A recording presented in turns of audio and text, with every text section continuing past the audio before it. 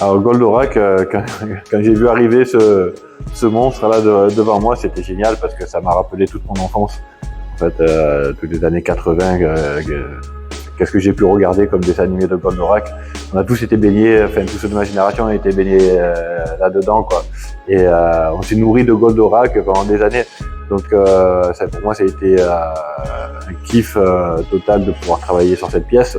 Sauf que j'ai pas voulu représenter le Goldorak tel qu'il est dans le dessin animé original. Je suis allé chercher autre chose.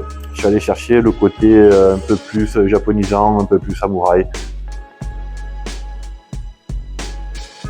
En fait, quand j'ai cherché mon fil conducteur pour travailler sur cette œuvre, donc je voulais vraiment raconter une histoire au-delà du dessin animé. Alors même si on retrouve sur le socle les personnages principaux du dessin animé, ça, pour les puristes, je trouvais que c'était important qu'ils soient présents. Alors ce qu'il faut savoir, c'est que dans l'atelier où je travaille, souvent je dors sur place, parce que des fois les idées me viennent la nuit. Et une nuit, il devait être 3h du matin, je me lève et là je vois de profil le Goldorak de loin. Et tout de suite je vois un samouraï. Et en fait ce que je savais pas, c'est qu'en fait le créateur de Goldorak s'est inspiré des samouraïs pour créer son personnage. Donc du coup je me suis plongé vraiment dans l'histoire des samouraïs pour mettre en avant tout ça sur la sculpture. Donc sur le socle, on peut retrouver tous les personnages principaux du dessin animé. Donc les méchants et les gentils, hein, voilà, donc qui sont en alternance. Donc ça c'est pour la partie vraiment authentique du vrai dessin animé. Après sur le corps du Goldorak, j'ai vraiment voulu mettre en avant le côté samouraï. Donc on va retrouver des tatouages, des dessins d'inspiration tatouages, comme le tigre, le phénix, la carpe koi. Donc carpe koi qu'on va retrouver 2 fois sur le personnage, une fois en couleur, une fois en noir et blanc.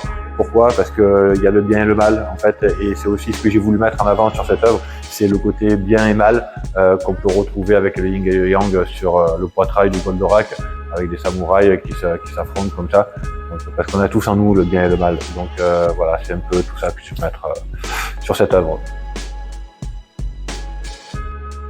J'ai une petite partie du film qui est vraiment les couleurs originelles du vrai personnage, du vrai robot. Mais voilà, si on se met d'un côté, on va retrouver le vrai Goldorak. Après, c'est vraiment des couleurs assez pop art que j'ai voulu mettre en avant. Parce que c'est mon ADN aussi, mais tout ça au service de l'histoire avec justement ce côté japonisant, donc des couleurs comme le bleu, le rouge, le jaune, le vert. Sur les cuisses aussi des couleurs un peu comme une explosion en fait. Pourquoi j'ai voulu faire ça? Parce que en fait le créateur était très impacté à l'époque des bombes, des explosions d'Hiroshima. Et en fait, dans son dessin animé, si on regarde toutes les explosions qu'il y a dans le dessin animé, c'est des champignons nucléaires en fait. Donc voilà, il y a tout ce côté historique aussi que j'ai voulu mettre en avant. Donc en fait, on peut retrouver donc tous les symboles des tatouages des samouraïs, hein, le dragon, le serpent, le tigre, le phénix, la carpe koi, qui ont tous une signification bien particulière. À l'arrière du Goldorak, en fait, j'ai voulu un peu féminiser tout ça parce que voilà, Goldorak, c'est les garçons qui se battent, c'est la bagarre, tout ça. Donc en fait, mais c'est pas que ça. Donc j'ai voulu aller partir un peu ailleurs. Donc vraiment dans cette culture japonaise, et dans la culture japonaise, donc il y a forcément les samouraïs, mais il y a aussi des geishas qui sont importantes. Derrière chaque grand homme, il y a une grande femme, on dit, mais c'est vrai. Donc et là, il y a cette geisha qui est un peu sexy, mais elle est pas si gentille que ça parce qu'elle tient un sabre, même si elle est dénudée, mais elle a son tatouage et son sabre. Moi, j'irai pas l'embêter.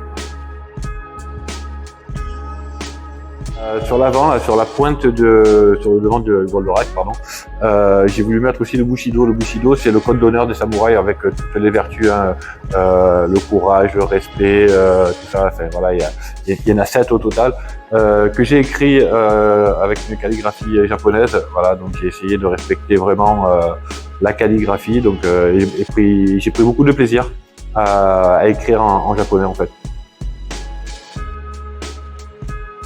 J'ai adoré travailler vraiment sur le Goldorak. Après vraiment une des parties que j'ai adoré faire, c'est vraiment sur le poitrail, c'est le yin et le yang. Voilà, donc parce qu'il y a du noir et blanc, il y a de la couleur, mais il y a juste ce qu'il faut. Et ça a été vraiment le point de départ de mon œuvre. J'ai vraiment commencé par ça quand j'ai créé l'œuvre.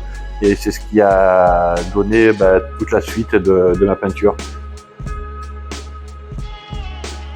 Donc au niveau de la tête, hein, comme je le disais précédemment, en fait, c'est vrai que le personnage de Goldorak a été inspiré par les samouraïs, donc j'ai voulu quand même garder le personnage authentique hein, de Goldorak sur une moitié du visage, mais l'autre moitié c'est vraiment un casque de samouraï d'époque, donc j'ai pris un modèle et voilà, donc je voulais que les deux apparaissent sur l'œuvre.